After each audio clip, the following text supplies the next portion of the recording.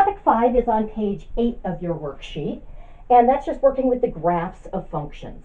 So I've got two graphs of two functions. This one I'm calling f of x, this one I'm calling g of x.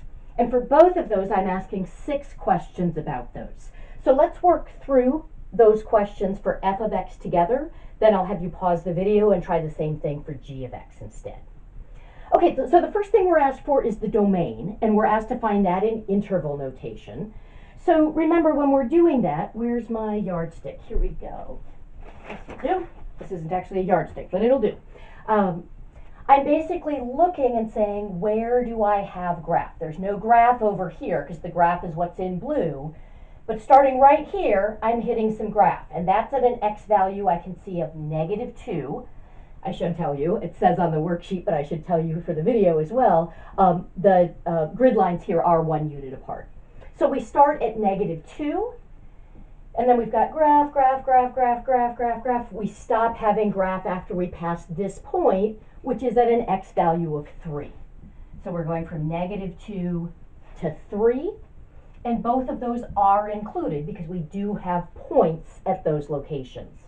For the range, I'm doing the same thing, but I'm doing it vertically. There's no graph, no graph, no graph. I first have graph when I hit this point right here, and the y value there is at -2. Then as I move on up, I've got graph, graph, graph, graph, graph.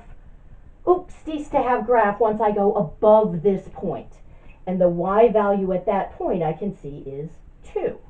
So here we went from -2 to 2 with the y values. Might actually help if I label this point was -2, 1, this point was 1, -2, this point was 3, 2. So the leftmost point was at -2, the rightmost point was at an x value of 3, the lowest point was at a y value of -2, the highest point was at a y value of 2, and there were no gaps in between. So there's my domain and range. Now the next thing we're asked for is the Y-intercept. That's going to be the point, if it exists, and it's possible for it not to exist, in which case you would just say there is none. That's going to be the point where we cross the y-axis. So here's the y-axis right here, and I can see the graph crosses the y-axis right here at this point. Now I do want to be careful. The intercepts are points, so they're going to be ordered pairs. They have both an x and a y value.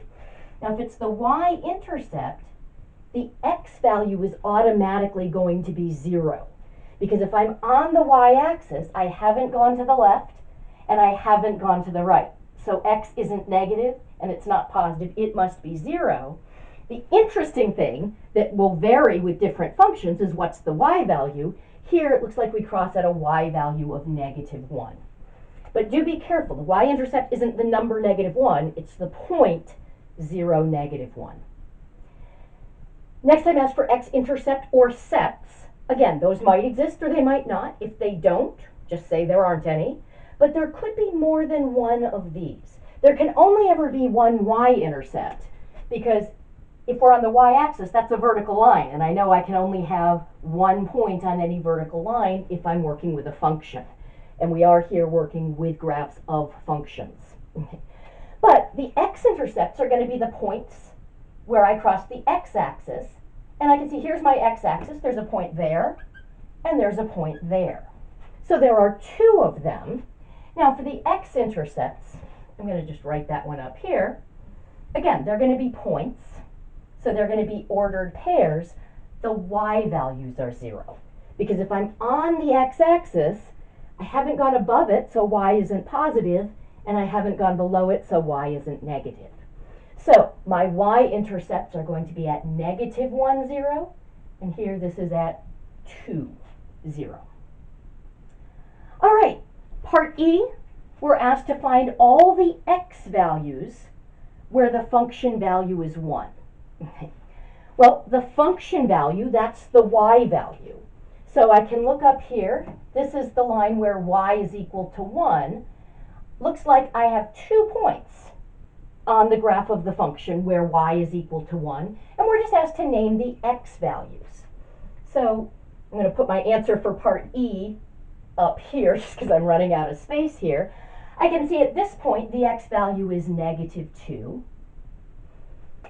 Now this one I've got to find, and I can actually find that exactly, because I can see this point right here was at 2, 0. We just found that. That was one of our x-intercepts. This is at the point 3, 2.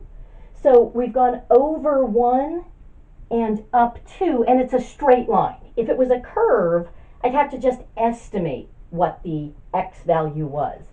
But since it's a straight line, if we've gone up 1, we've gone halfway up from 0 to 2, so I have to go half of the horizontal distance as well, so that would be 2.5 or 5 halves. All right, and then part F asked me to find the function value when x is equal to 3. So the function value, that's the y value. Here, I can just write that if I want to as f of 3. When you do it for this graph, it'll be g of 3 because the name of this function is g. So that's taking a look at when the x value is 3. That's telling me what the input is. So I'm going to come over on my x-axis to where 3 is, and then I'm looking above or below that to see where is there a point on the graph. Well, there's nothing below it, but if I look above, there's a point right here, and the y value of that point is 2. Okay. So this is just a little bit of practice, reading some graphs and answering these questions. So go ahead and pause the video, work these same questions out for part G, then tune back in to check your answers.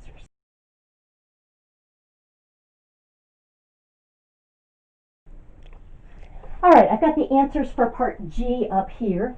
Notice that the domain comes in 2 pieces. There's no graph. This is where the graph starts, but there's no actual point at -3. So that's my starting location, but it's not included. So that was a parentheses. Then I've got graph until I hit where x is equal to 0, but there's no point there. So we go from -3 to 0, but not including either of those x values. And then we continue, and this graph goes on forever and ever. So then we've got from 0 to infinity, but 0 is not in the domain. Okay. For the range, this arrow is going to keep going down, so it goes infinitely far down. Now it's kind of interesting when I hit the y value of 1.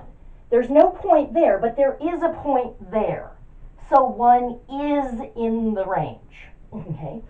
But then if I keep going up, there is no point once I hit a y value of 2. And once I go above 2, I don't have graph anymore.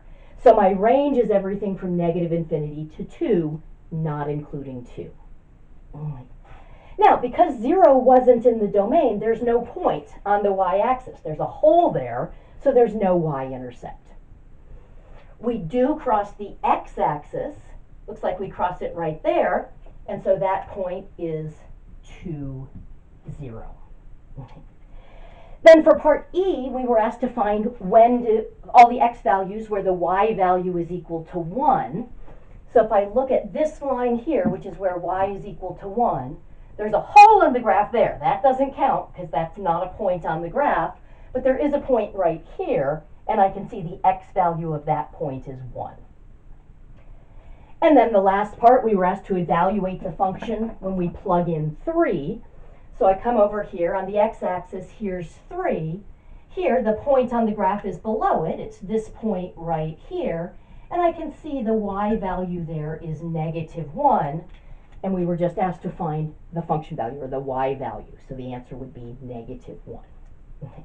Do be careful when you're asked to find the intercepts. The answer, if there is one, is going to be a point. But for parts E and F, for part E we were just asked to find the x values. And for part F, we were just asked to find the y value. Okay. So here I've labeled, it's the y value that's g of 3, but if I just wrote -1, that would be totally fine. I don't want to say that the function value is the ordered pair. It's just the y value. But that y value has a special name. It's g of 3. Okay.